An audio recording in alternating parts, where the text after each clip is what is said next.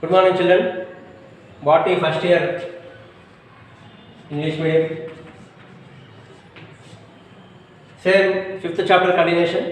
What is the fifth chapter learning? Morphology of flowering plants. Fifth chapter continuation. Fifth chapter.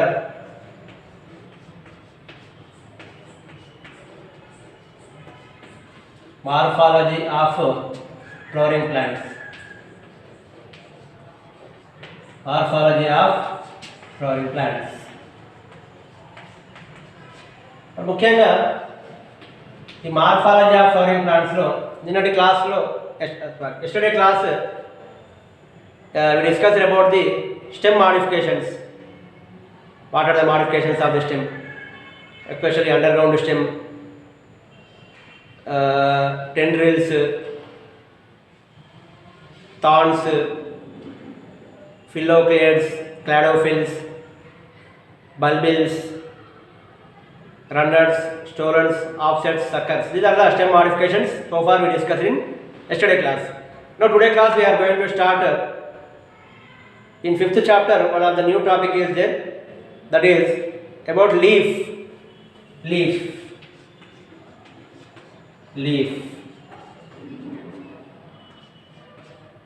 That is leaf.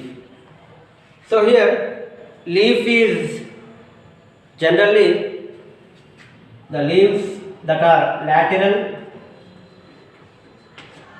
Generally the leaves are lateral and flattened and flattened. These leaves arise stem on the regions. The regions are called nodes. So these leaves are arranged on the regions of the stem.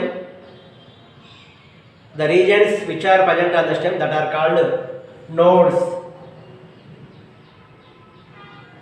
So these nodes having buds in its axil. Each node having bud in its axil. These buds are called axillary buds. These buds are called axillary buds. These buds are called axillary buds. These axillary buds then develop into branches. These axillary buds develops into branches. Okay, these auxiliary buds develops into the branches. And on the what about the arrangement of the leaves? Especially these leaves arised from stem meristematic tissues. These leaves are arised from the stem meristematic tissues. Stem meristematic tissues. These stem leaves are arised from stem meristematic tissues. These leaves are arranged in acropetal manner. These leaves are arranged in acropetal manner. Now what is acropetal manner? Acropetal manner means these leaves are developed from base to tap. So this type of the method is called acropetal method or acropetal manner. And one more thing here you can see, the leaves are very useful for photosynthesis. The leaves are very useful for photosynthesis.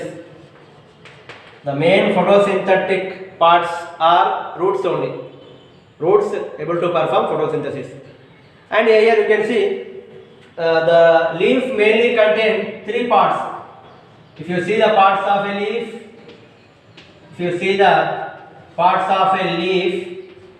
it contains mainly three parts. One is leaf base.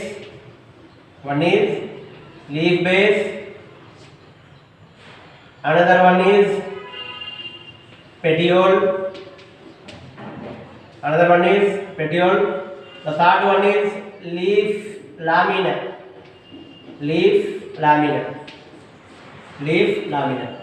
First, leaf base. Now we are going to discuss first leaf base. So leaves are attached on the stem with the help of leaf base. So on the leaf base you can see small lateral leaf-like structures that are called stipule. That are called what? Stipule. That are called stipule. That are called stipule. And especially here you can see in monocots the leaf base expand into a sheet-like structure. The sheet covers the total stem or partial stem. Especially in monocots, especially in monocots, the leaf base expand into a sheet. The sheet covers the stem temporarily, completely or partially. Especially in leguminous plants, the leaf base becomes swollen. Swollen leaf base you can see in leguminous plants. So that type of the leaf base is called pulvinous. So that type of the leaf base is called pulvinous. That type of the leaf base is called pulvinous. So pulvinous leaf base you can see in leguminous plants. Okay, pulvinous leaf base you can see in leguminous plants. But what about the petiole? This petiole is a stalk of the leaf. Stalk of the leaf is called petiole. This petiole is very useful to expose the leaf lamina to the sunlight. With the help of the petiole only, leaf lamina exposed to sunlight. Especially in some plants, the leaf lamina is very thin, long and flexible. So because of this flexibility of petiole, the leaf lamina moves in air. This can allow the cool air. This can cool the surface of the leaf by allowing fresh air to the leaf. So lamina, the petiole is very long and flexible. Because of the long flexible petiole, the leaf base, the leaf lamina that can able to move in wind. So that can cool the leaf surface by allowing fresh water, by allowing fresh air to the leaf. Why? Because of this long and flexible petiole, the leaf lamina able to move. Because of the movements of these leaf lamina, they can cool the surface of the leaf. They can allow fresh air on the surface of the leaf. So next, leaf lamina, which is the green expanded part of the leaf, that is leaf lamina. Green expanded part. The leaf lamina mainly contain veins and veinlets. The leaf lamina mainly contain veins and veinlets. Veins and veinlets. These veins and veinlets, they can give rigidity to the leaf. And these veins and veinlets, these are act as channels that can transport water, minerals and food materials.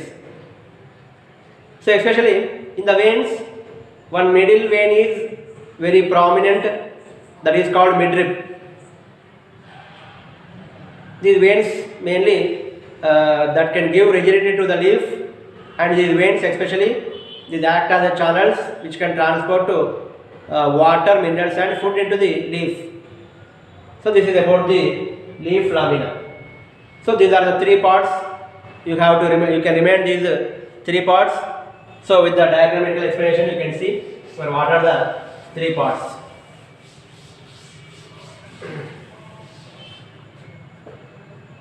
Parts of a leaf diagram.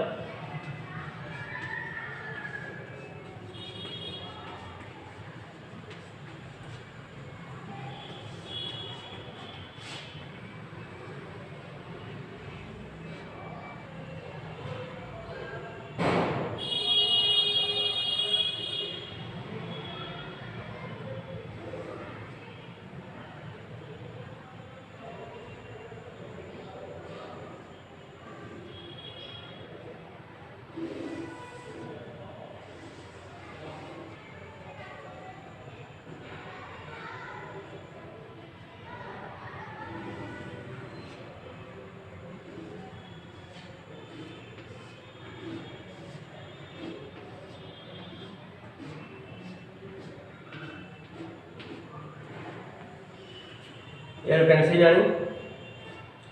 Here leaf base. Leaf base. These are stipule. Stipule. This is petiole. This is petiole. This is leaf margin. This is leaf margin. This is leaf apex. This is leaf apex. Here this is midrib. This is midrib. This is the leaf lamina. Okay, so these are the parts of a leaf. Now you can see one more thing here, new topic. Or what is venation? What is venation?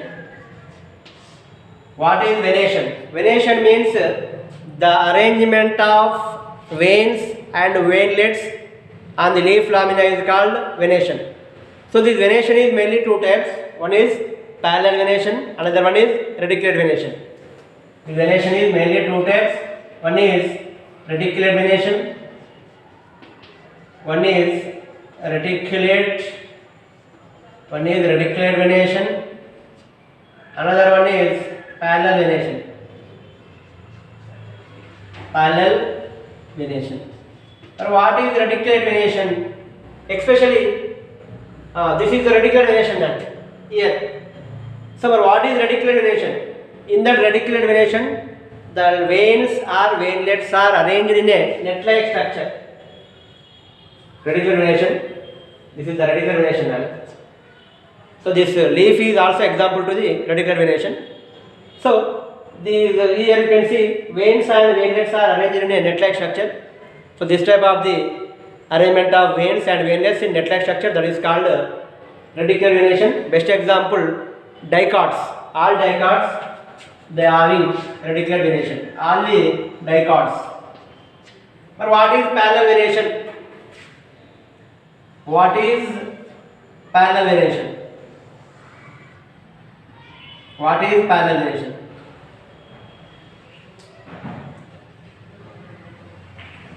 Parallel venation means, here you can see Nani. Here parallel venation means veins are arranged parallel to each other. Here the veins are arranged parallel. So that type of the venation is called parallel venation. Best example, monocots. All the monocots having parallel venation.